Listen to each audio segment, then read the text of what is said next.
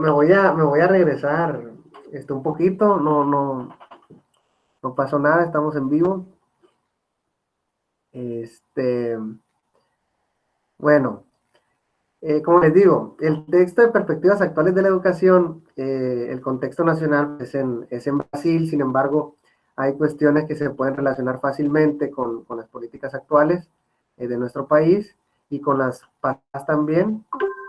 Desde mi punto de vista, el término, la locución más importante que podemos destacar es sobre la gestión democrática. Y de hecho, muchos de ustedes en sus reportes de lectura, en sus reflexiones, en sus opiniones, me di cuenta de que hay interpretaciones en este punto que no fueron lo suficientemente sacudidas con las concepciones que tenemos sobre la figura del dirigente, del director de una escuela.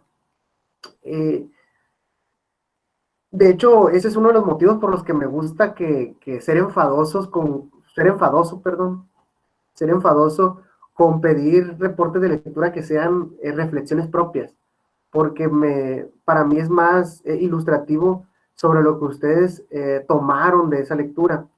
Y yo me di cuenta de que hubo una idea que se repitió en varios, en donde se hablaba más bien como si el director fuera esa figura en la que debe de recaer de manera autoritaria, de una manera tradicional, las decisiones tanto pedagógicas como académicas de un plantel escolar. Bueno, esa es la figura tradicional del director. Así era antes, pues. El director de un centro escolar, de un plantel, de una escuela, eh, él tenía la responsabilidad plena de tomar decisiones, 100%. No era una opción, y si lo era, era nada más una opción, no era algo que se pudiera repetir muchas veces. Eh, escuchar las opiniones de los maestros, de los niños, de las niñas, de, digamos, de los padres de familia. Y el director era quien decidía absolutamente todo, cómo se gastaba el dinero, qué se enseñaba, cómo se enseñaba, el horario de salida, el horario de entrada, la fecha de eventos, todo. Sin embargo, este texto nos habla de que se debe de comenzar a asumir algo que se le conoce como gestión democrática. Eh, ya hace ratito, ya hace ratito había puesto sobre el término democracia, que es un término que yo sé que todos, con el que todos estamos familiarizados. La gestión democrática nos habla de que existirá un liderazgo distribuido, un liderazgo que será distribuido entre los diferentes actores escolares, llámese padres de familia por medio de los comités que existen, llámese estudiantes del nivel educativo que sea, llámense maestros, y que ellos van a formar equipo junto con los dirigentes de la escuela para poder tomar decisiones, y que las decisiones tanto pedagógicas como académicas puedan tener una relación práctica con el desarrollo de la comunidad. Esto implica muchas cosas. Eh, por ejemplo, me imagino que aquí, aquí hay compañeros de diferentes comunidades donde para llegar a ella, eh, para llegar a esa escuela, de esa comunidad, resulta que vienen también alumnos, estudiantes de otras comunidades cercanas, pero que no tienen escuela, y ocupan agarrar un camión, que pasa a determinada hora y no llegan a tiempo a la entrada. Una gestión democrática por parte del director asumiría que va a escuchar esas necesidades del estudiante, que va a escuchar esas demandas de los maestros, que va a escuchar esas propuestas de los padres de familia, y va a tomar una decisión. En este ejemplo que les estoy poniendo, pues la decisión puede variar, puede ser un tanto flexible la hora de entrada, o puede incluso gestionar un transporte escolar para que puedan llegar a tiempo, etcétera, etcétera, etcétera. Son muchas cosas que se pueden hacer con este ejemplo concreto que les estoy poniendo. A lo que voy, gestión democrática habla de un liderazgo distribuido donde todos tienen voz y todos tienen voto, y donde se va de la mano con todos los actores escolares para tomar decisiones. En este proyecto político-pedagógico se asume también la autonomía, como asumir la responsabilidad por el proyecto de la escuela. Todos deben de sentirse parte de este proceso. Una responsabilidad compartida al estar en comunicación permanente, y el alumno al centro del proyecto. El alumno es el quien debe de estar siempre con un papel prioritario en todas las decisiones tomadas. La enseñanza, el aprendizaje, los estudiantes, siempre debe de ser la prioridad fundamental. Se deben de partir de sus necesidades, sus intereses, y pues ellos deben de tomar parte también proactiva de las decisiones que se tomen. En el caso de los estudiantes. Mi primera experiencia aquí fue en una escuela donde yo nunca me había tocado ver un comité estudiantil de primaria, y fue el primer acercamiento que tuve a uno de ellos, donde tomaban decisiones importantes como era la elección de qué tipo de exámenes les iban a aplicar. Fue algo sumamente interesante porque escuchar la opinión de ellos nunca me había pasado, y realmente fue muy enriquecedor. Les estoy hablando del nivel primario, imagínense.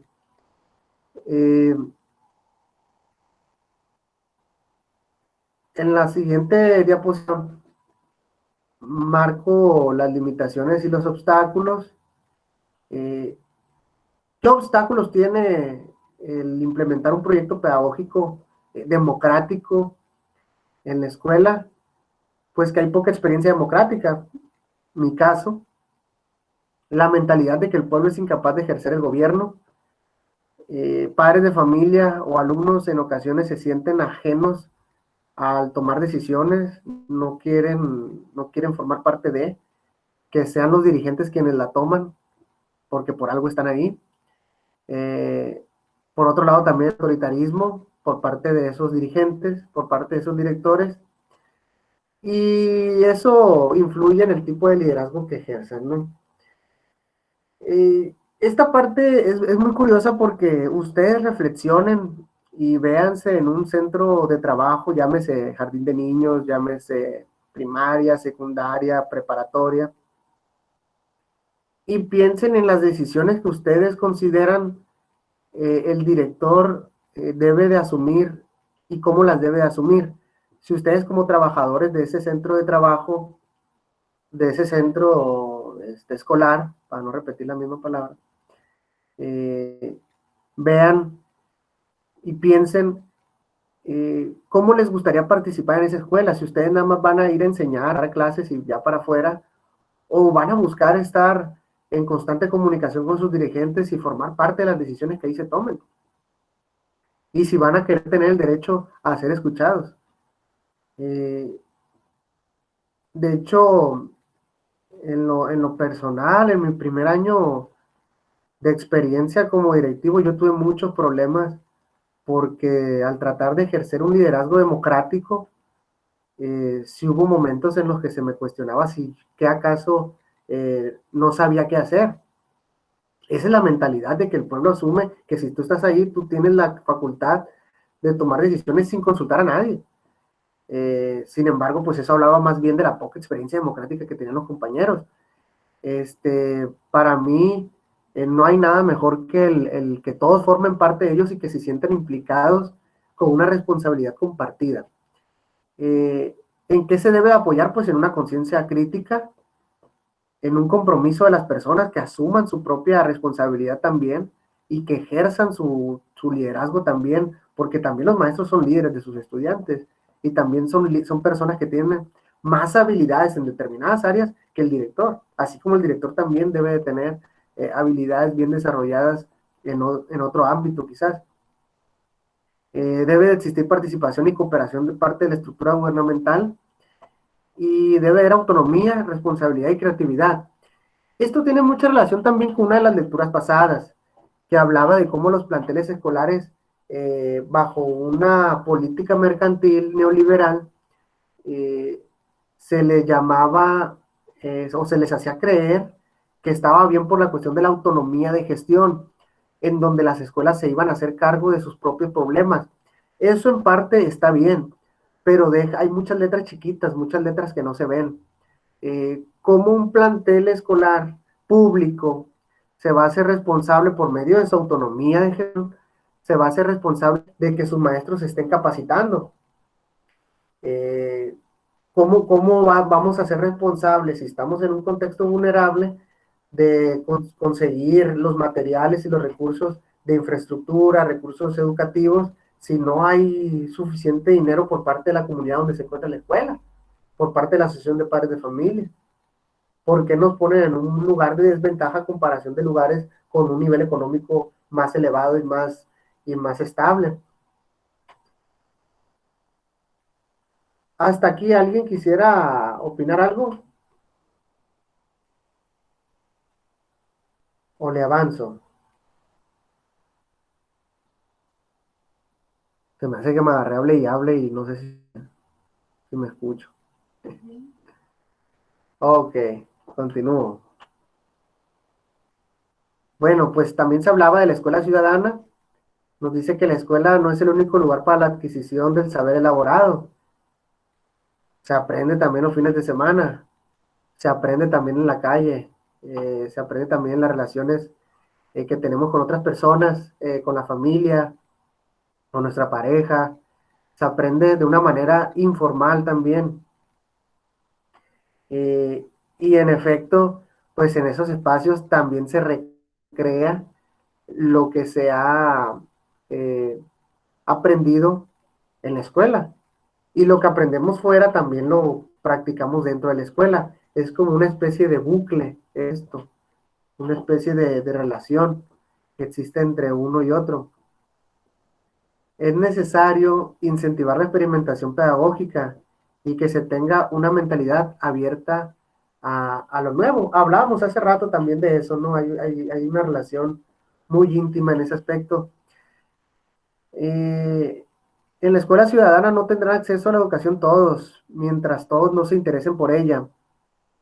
Esto lo podemos resumir en una pequeña oración. Podemos estar inscritos en la escuela, pero podemos no estar recibiendo educación. Puede que yo esté inscrito en un plantel escolar, puede que esté yo aquí ahorita este, con una matrícula de 30, ¿y qué tengo? 37 estudiantes, pero interesados, puede que nada más haya, no sé, por decir un número, estoy inventando, 32, porque quizás los otros 5 restantes pues realmente no están interesados en leer, no están interesados en escuchar a los compañeros o en investigar. Y pues entonces están inscritos en la escuela, pero no están recibiendo educación porque no están interesados en ella. Esto es un ejemplo nada más, no quisiera que pensaran que estoy tirando indirectas. Bien, eh, pues aspiramos a una nueva escuela, que la escuela sea un punto de partida, pero también internacional e intercultural como punto de llegada. Fíjense, en uno de los trabajos de reporte de lectura, un compañero destacó el aspecto de la identidad nacional. Nosotros, como seres humanos, tenemos una identidad personal, con afinidades, con habilidades, con gustos.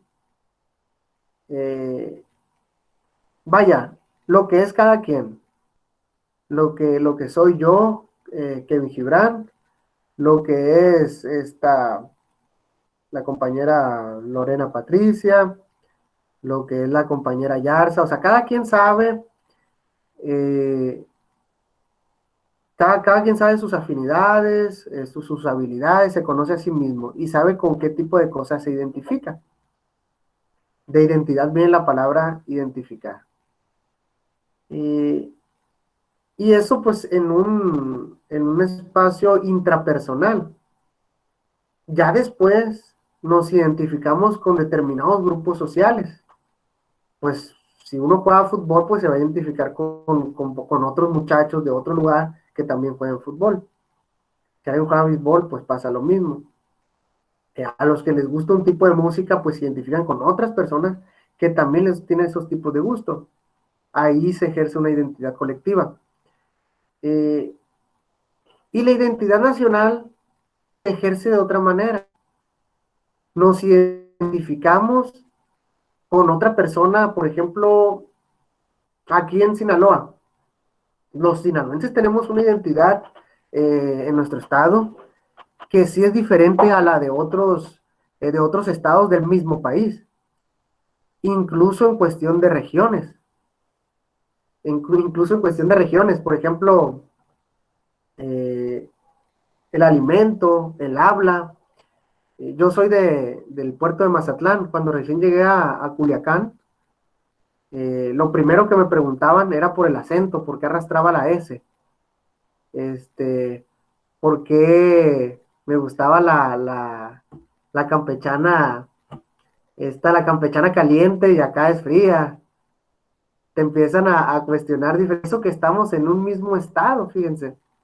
Ahora, a nivel país, pues hay diferencias muy marcadas también, que incluyen también el acento, que incluye el tipo de alimentación, los tacos son diferentes, la forma de hablar es distinta, la forma de pensar puede ser también distinta, pero dejando a un lado las diferencias, ¿con qué nos identificamos con con otro mexicano, con alguien de Yucatán, por ejemplo? ¿Con qué me puedo identificar yo de aquí de Sinaloa con alguien de Campeche? ¿Con qué piensan ustedes que me voy a identificar con esa persona? Quien guste participar.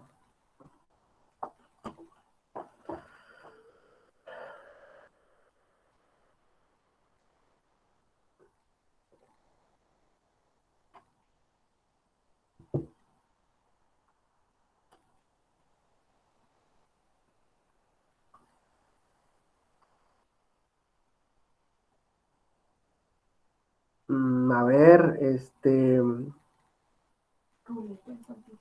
ruleta de participación entonces. Profe, Adelante. podría ser, puede hacerlo por una opinión, podría ser que todos tenemos derecho a la educación. Correcto. Esa es una. Nos sentimos identificados porque tenemos los mismos derechos. No nomás el de la educación, también libertad de expresión, derecho a una familia, a la libertad de credo. Nos identificamos porque tenemos los mismos derechos porque estamos bajo la misma constitución y las mismas leyes, ¿no? Muy bien, esa es una. ¿De qué otra forma nos podemos identificar con algún otro mexicano de otro estado? De Chiapas, de Campeche, sobre todo con mis amigos sureños, porque sí hay diferencias muy marcadas.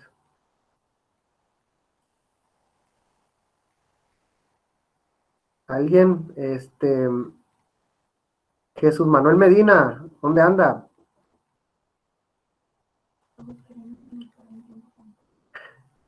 Yo quisiera escuchar al compañero Manuel Medina. ¿Sí me escucha por ahí?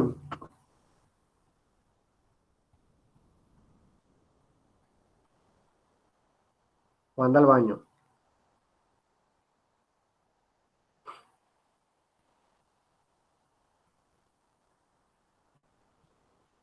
Ay, no, no había visto el chat. Prisma dice que son mexicanos. Tenemos los mismos valores. Híjole, pues ahí yo difiero con los mismos valores.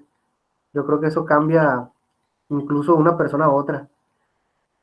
Alejandra Guerrero, una historia en común. Dio en el blanco.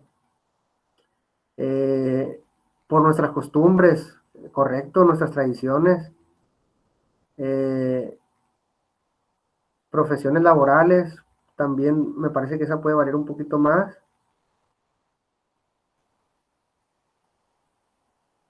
Ok. Los del norte hablamos muy fuerte, muy arrebatado, hablamos lo del norte, eso es cierto. Me da mucha risa en Facebook ver cuando quieren separar a los del norte de los del sur y ponen la rayita, que nos gusta la carne asada. Este, pues nuestras costumbres y tradiciones, excelentes participaciones. Hablaba de escuchar a Manuel Medina porque me llama mucho la atención sus trabajos, se me hace que tiene reflexiones muy propias y yo decía, bueno, pues que participe aquí para escucharlo todo. Este, lo que menciona la compañera Alejandra, tenemos una historia en común. Eso, fíjense qué importante es que realmente genera una identidad colectiva. Manejamos los mismos libros de texto en todos los estados, menos en tercer grado donde se ve la entidad de donde vivo. Ahí ya cada estado tiene su libro. Pero en todo lo demás, estamos bajo una misma historia. Y hay mucha discusión, y yo nada más lo dejo a reflexión, no me crean tanto, pero hay mucha discusión sobre si la historia que tenemos nosotros fue una historia hecha precisamente para generar una identidad, pero que se pone en duda si realmente ocurrió. Es decir, hay personas, hay historiadores que ponen en tela de juicio las figuras que tenemos nosotros, como es un Miguel Hidalgo, como es un María Morelos, como es una Josefa Ortiz de Domínguez, ponen mucho en duda si realmente existieron esos personajes o si realmente eh, pasó la historia como se cuenta. La versión de ellos es que se inventó esa historia para todos podernos sentir identificados y con ello festejar los mismos, tener un mismo sentimiento patriótico, que de hecho la lectura lo marca como chabunismo, que es un sentimiento patrio que puede perjudicar a las otras personas. Eh, y esto debe de ponerse en duda porque nos debemos de aceptar como individuos que tenemos nuestras semejanzas, pero también nos debemos de unir o identificar con otros seres humanos de otros países, de otras culturas, por el simple hecho de ser seres humanos, por el simple hecho de ser personas que sentimos, que pensamos y nos tenemos que dar cuenta de que independientemente del lugar donde nacemos, independientemente de nuestros gustos y de nuestras afinidades, independientemente de nuestras costumbres y nuestras tradiciones, tenemos que respetar el derecho a la vida de las otras personas, tenemos que respetar el derecho al libre pensamiento, a la libre expresión. Entonces, ahí es donde recae el que también seamos una escuela intercultural o multicultural, que haya una convivencia entre unas y otras. Este, para allá va este asunto, ¿no?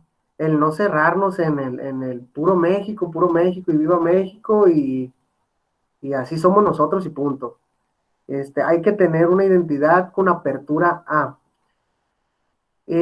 preparar al ciudadano para ser un participante activo de su comunidad, que sea proactivo, que se involucre, que participe, que la escuela sea un espacio de convivencia donde los conflictos sean trabajados, no camuflados.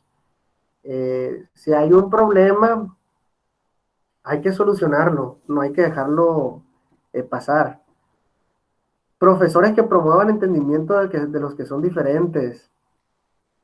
Ser humano multicultural, capaz de oír y prestar atención a lo diferente y respetarlo. Vieran qué curioso es platicar con personas de otros países o de otros lugares y es muy enriquecedor escuchar sus costumbres y su forma de ver las cosas. Eh, Aquí en Sinaloa me parece, híjole, a lo mejor me voy a meter en un problema porque no estoy seguro si fue una discusión sobre el aborto o una discusión sobre el matrimonio igualitario. La verdad no estoy seguro, no recuerdo. Pero aquí en Sinaloa, una de esas dos fue negada por parte de los diputados locales, o sea, aquí en el estado nada más. Y se burlaron mucho de nuestro estado porque no recuerdo si fue la cuestión del aborto o lo otro, pero decían que eso era un paso atrás. Sí, adelante. Fue el matrimonio igualitario. Ok, del matrimonio igualitario. Gracias ahí por la precisión, Alejandra. Y entonces se comenzaron a mofar de nosotros, los sinaloenses, porque nos decían que ahora ya nomás nos faltaba seguir en el tiempo de la esclavitud y que cada quien tuviera a alguien de raza afroamericana aquí teniéndolo de esclavo aquí en nuestra casa, a manera de burla, ¿no? Como diciendo que pues el paso a la modernidad es ya aceptar las diferencias en ese aspecto, y una serie de cosas así. En otros países existe ya esa apertura a aceptar ese tipo de diferencias.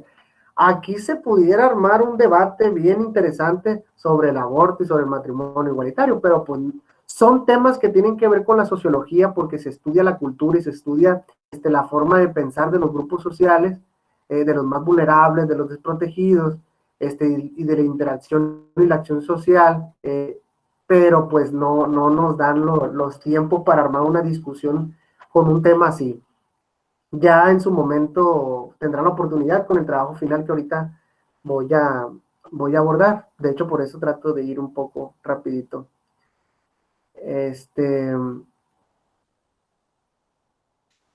Bueno, se supone que esa es la nueva escuela, ¿no?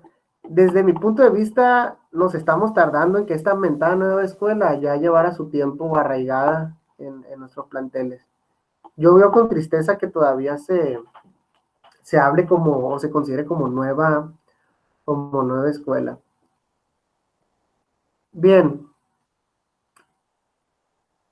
¿Alguna duda aquí con la lectura? Porque ya voy a pasar a lo siguiente, que ya es el trabajo final, el trabajo con el que cerraríamos la materia. Pero antes de pasar aquí, ¿alguna duda o algún comentario?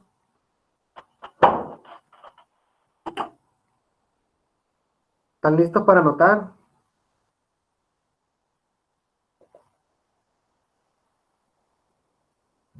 ¿Seguros? Los veo muy tranquilos. Compañera Cintia, ¿alguna duda? Todo bien, dice.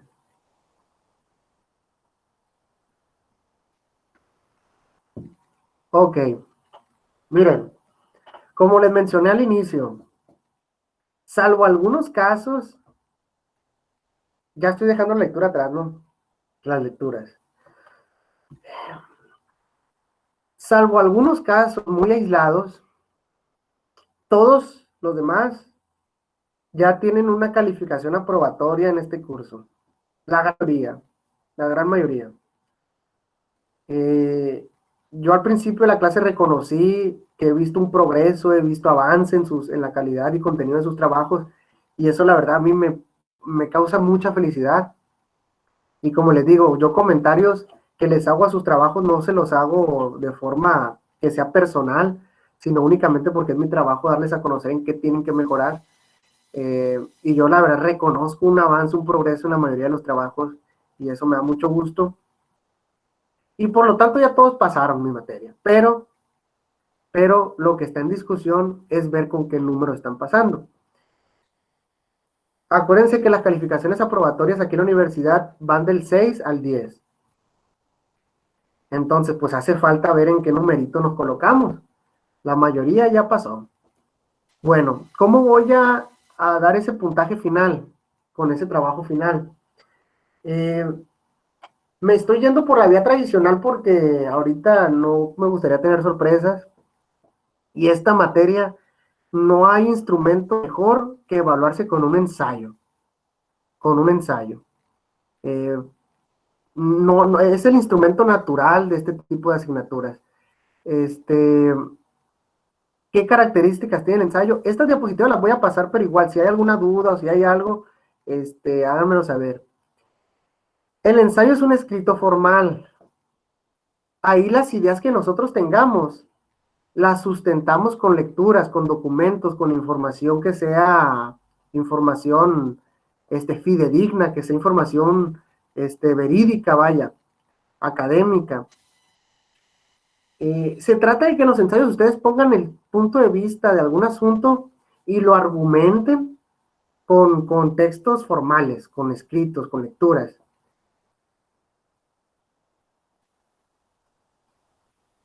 Bien. ¿Qué características va a tener para los criterios de edición? Pues miren, quienes me han podido mandar los trabajos en computadora, que son la gran mayoría, yo les voy a pedir que la fuente sea en un tamaño, o sea, la fuente, con fuente me refiero a la letra, que sea el tamaño 12, número 12, y que sea alguno de esos tres tipos, el que ustedes quieran. Puede ser Arial, puede ser Times New Roman, o puede ser Georgia, cualquiera de esas tres. ¿Por qué? Porque si el ensayo es un escrito formal, estas son las fuentes más formales. Interlineado. El interlineado es la distancia que hay de un renglón a otro y de un párrafo a otro. De 1.5. ¿A qué me refiero con esto de justificado? Voy a hacer la aclaración porque en muchos trabajos, muchos reportes de lectura les he puesto, les recomiendo que sea justificado. Y al siguiente trabajo me lo mandan igual sin justificar. ¿A qué me refiero con que sea justificado? Justificado es cuando el cuerpo del texto está así parejito de un lado y de otro. Ahí en la computadora, en el Word, hay una manera de ponerlo justificado para que no se vea como mordido de los lados y tenga, y tenga mayor formalidad, ¿no? Títulos y subtítulos, el tamaño 14. Si me salgo es porque se me descargó la computadora, ¿eh?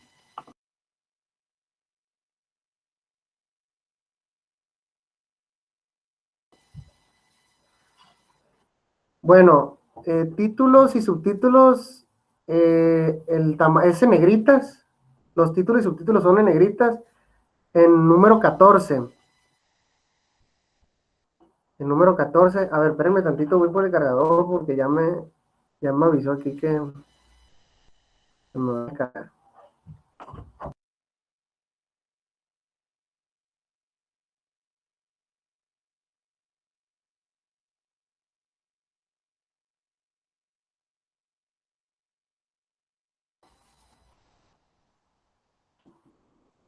Listo. Ok.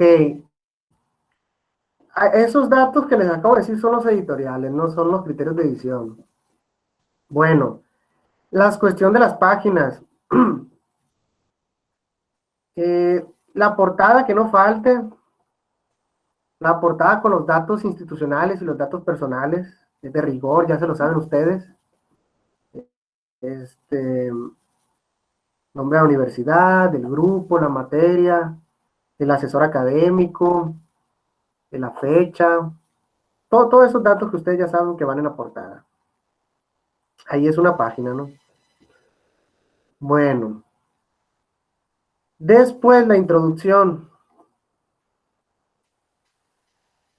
La introducción va a ser de media cuartilla o una cuartilla completa. ¿Qué se escribe en la introducción? En la introducción se debe de determinar el objetivo del trabajo y se define cómo fue organizado el trabajo. Si tuvo algunos subtemas, qué autores manejan en el ensayo, qué textos consultaron para poderlo escribir. Generalmente la introducción, o sea, físicamente se ubica al principio, después de la portada, pero yo recomiendo que la escriban al final, ya que vean cómo les salió el trabajo. Yo esa es la recomendación que siempre hago, ¿no? Que la introducción escriban hasta el último para que ya sepan bien qué vino, porque en ocasiones la introducción la escribimos antes y resulta que mi trabajo, pues, lo cambiamos completamente. Entonces, por eso hay la sugerencia, es una sugerencia esta. ¿Qué se hace en el desarrollo? Se hace un análisis de la situación, se argumentan las ideas según el texto de fulano, según la idea de Durkheim, según Carlos Marx, dice esto, y eso es argumentar sus propias ideas. Y se aporta información de fuentes de confianza. Esta parte del desarrollo son de 3 a 5 cuartillas. 3 mínimo, 5 máximo. Generalmente los ensayos son de 5 a 8 cuartillas en esta parte. Pero como el tiempo apremia y hay mucho que revisar y es el primer trabajo de ensayo que dejo, pues yo sí quisiera que sea un poco más cortito, de 3 a 5. La conclusión. En la conclusión no es otra cosa más que un resumen de lo que se dijo en el trabajo y se cierra con aportaciones personales. Media cuartilla o una cuartilla. En total, estaríamos hablando de un trabajo entre 1, 2, 5, 6, 7 cuartillas más o menos. Más o menos, en total. Todo el trabajo con portada de introducción. Y la última cuartilla son las referencias bibliográficas. Las referencias bibliográficas son las fuentes de donde sacaron esa información. Mínimo 3 fuentes, mínimo 3 textos. Pueden ser 3 que ya hayamos visto aquí, o pueden ser 3 que busquen de otro lado.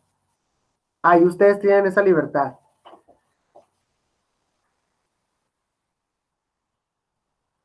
Bueno, en esta diapositiva yo les estoy poniendo ejemplos de temas. Ustedes son libres de seleccionar el tema siempre y cuando tenga que ver con sociología y con lo que nosotros manejamos durante este pequeño módulo. Les puse, por ejemplo, primero, los niños de educación básica en contextos vulnerables. Ese puede ser un ensayo, un tema de un ensayo. Ejemplo, niños de educación básica en contextos vulnerables a distancia. También es un ejemplo, ¿no? Los niños migrantes en campos agrícolas. Ahí en Abolato se da mucho ese caso. ¿Cómo reciben la educación estos niños migrantes en esos campos? ¿Cuáles son los problemas de aprendizaje que presentan en su mayoría? ¿Cómo los tratan ahí en la primaria de Aguamitas? ¿Cómo los tratan en la primaria de Dautillos? ¿Cómo los tratan a esos niños migrantes en la secundaria de Villajuárez? Es un tema también de corte sociológico. Equidad de género en las primarias de Nabolato, ese también es un ejemplo de un tema.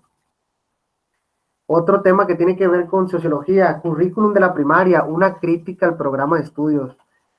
Estos son ejemplos. Ustedes, si alguien dice, no, pues yo no voy a escoger ninguno de esos, pero tengo otro, más tengo duda. Con gusto me mandan un mensaje y me preguntan, si tienen duda, ¿no? Me preguntan cómo la veo con ese tema y ya yo les digo si está bien o no, o si qué enfoque le podemos dar. Pero yo creo que sí está bien identificable qué tipo de temas tienen relación con la sociología, ¿no? Con la sociología educativa, sobre todo. Bueno, estas son recomendaciones de cómo escribir un ensayo. No, yo no se las voy a leer, estas diapositivas se las voy a mandar. Pero estas recomendaciones son importantes porque si nunca han escrito un ensayo antes, si no están acostumbrados a escribir, pues van a tener muchas dificultades y estas recomendaciones les van a ayudar mucho. Lo que sí les puedo sugerir también es que no dejen el trabajo para el final. Dosifíquenlo, administrense. Traten de proponerse. El domingo voy a escoger el tema, el lunes voy a buscar información sobre el tema, el martes me voy a sentar a escribir, a leer la información de ese tema, el miércoles me voy a sentar a escribirlo, el jueves lo voy a revisar a ver cómo me quedó, lo voy a releer, y ya el viernes lo modifico, si es que ocupo modificarlo, y veo qué cosas me faltan. Yo les recomiendo que se dosifiquen, que se administren. No lo hagan al último porque, pues porque es más apresurado y puede haber más errores, ¿no?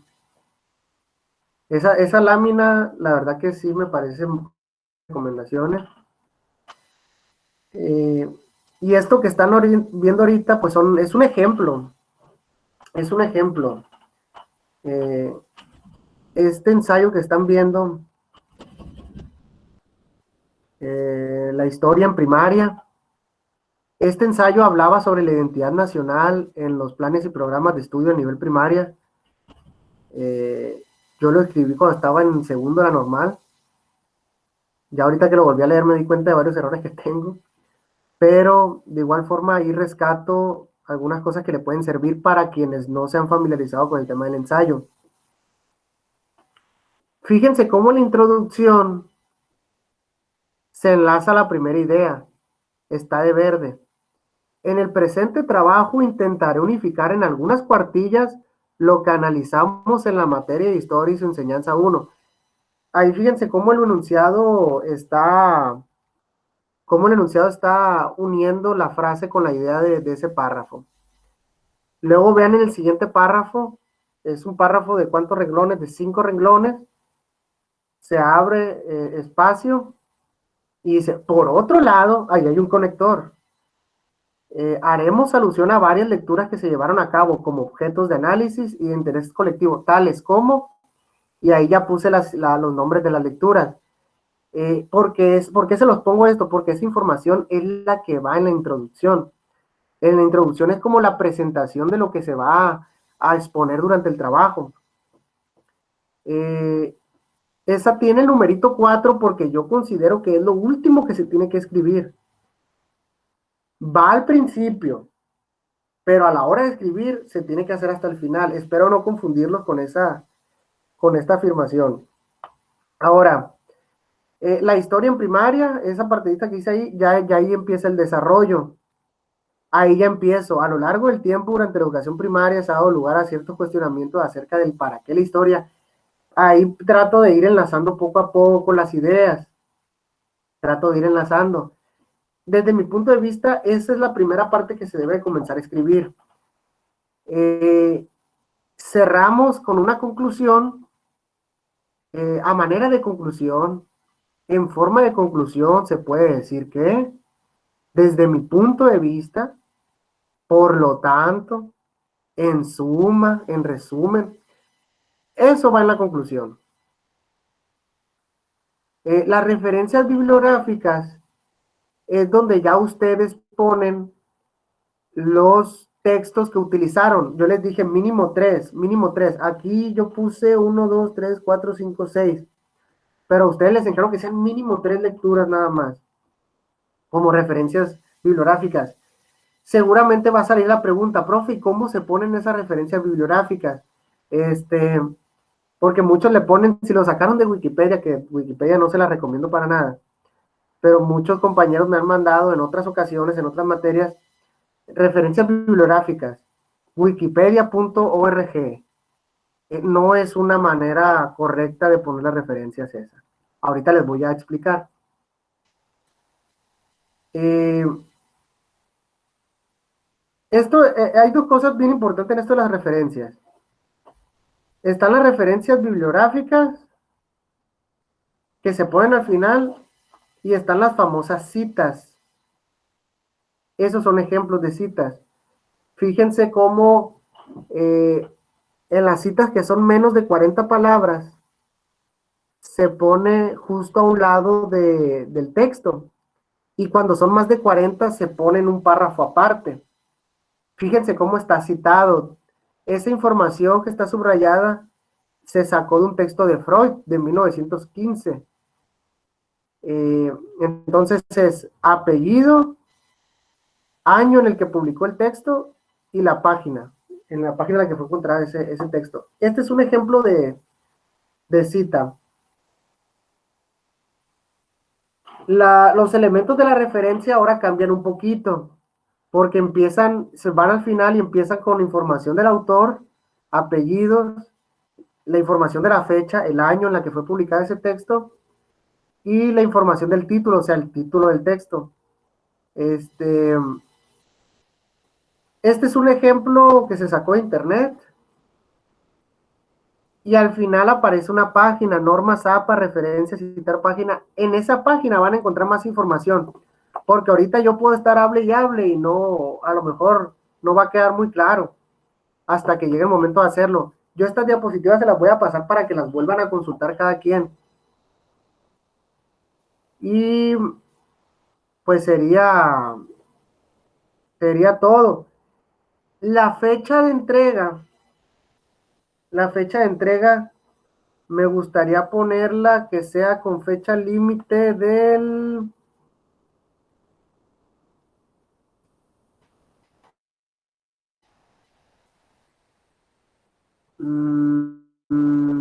lunes, fecha límite lunes 23. Fecha límite el lunes 23. Esa va a ser la única tarea que se van a llevar, que ya es el trabajo final.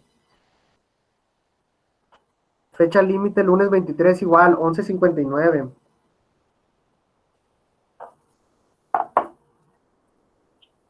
¿Dudas o comentarios? Sería para este lunes.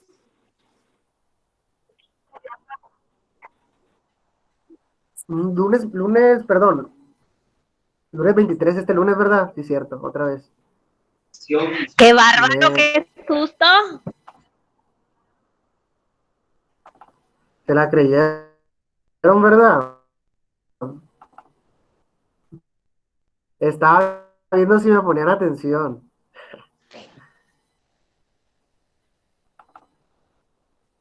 Espérenme. Que lo haya dejado aquí con una lista Perdón, para lunes ponerlo. 30. Profe, casi me infarto aquí arriba de la camioneta. ¡Qué bárbaro!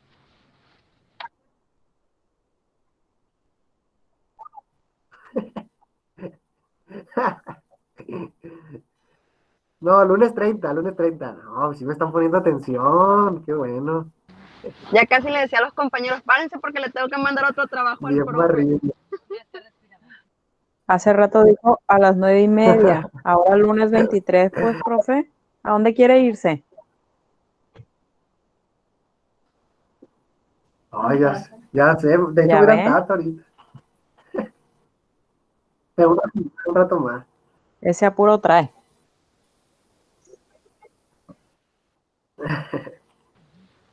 Bueno, Ya no lo íbamos a invitar a la posada, esa profe. sería la fecha. Ah, no, ¿qué pasó?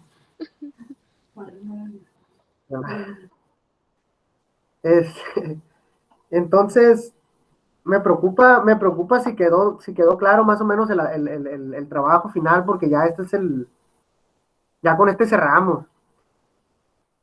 Y ya este es determinante para el numerito final. ¿Cómo la ven? Los dejé pensando. Si el tiempo, yo les pongo ese tiempo porque pues me piden calificación en determinada fecha y pues tengo que revisar y leer los trabajos, pues. Entonces son más de 30 ensayos que tengo que revisar. Y pues ocupo tiempo para eso. Pero sí es la verdad que sí, el ensayo académico es complicado, no es sencillo. Por ello, les pido que se administren el tiempo, se pongan sus fechas para hacer determinadas cosas, busquen material para ver cómo se escribe un ensayo si nunca han escrito uno. Yo les voy a estar mandando al grupo videos para ayudarles. De igual forma, si alguien tiene alguna duda, si va bien y ocupa una orientación, con gusto me puede mandar mensaje y yo apoyo siempre y cuando mi tiempo me lo permita, porque pues hay otras cosas que hacer también, pues laborales, claro. Pero yo estoy dispuesto a dedicarles de mi tiempo si alguien tiene dudas y apoyarles, ¿no? Para eso estamos. eh, pero también hay que ver que si hay información en internet que me puede servir para recomendarme cómo escribirlo, pues hay que usarlo, hay que ver videos, hay que preguntar, ¿sale? Este, como que ya me excedí un poquito del tiempo.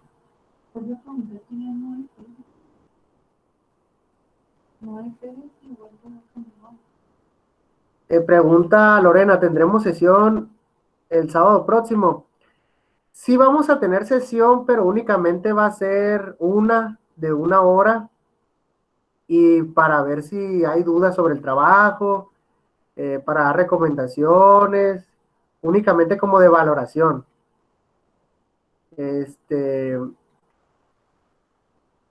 No va a ser ya un tema que se va a dar como lo hemos hecho. Sale. Noé Pérez es Milka. Nada más me faltó un tal Ubaldo. Nadie supo quién era Ubaldo. Ya para irnos.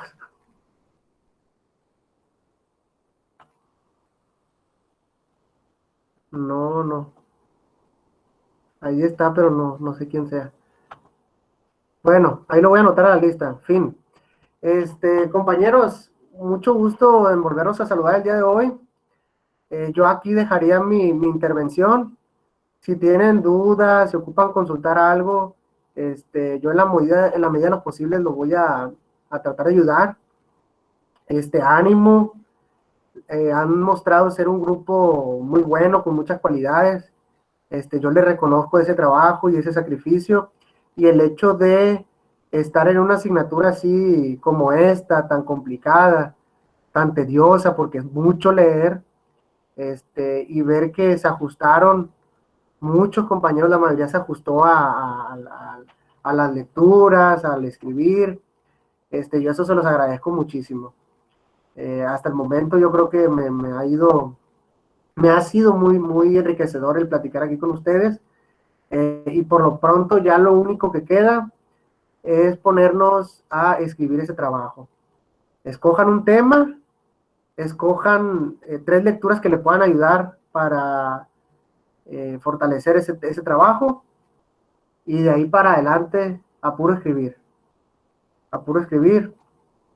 De mi parte sería todo. Descansen este fin de semana. Es sábado.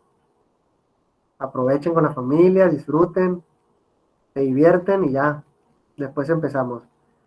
De mi parte sería todo. Cuídense mucho y les mando un saludo. Vámonos al tatami. Eso.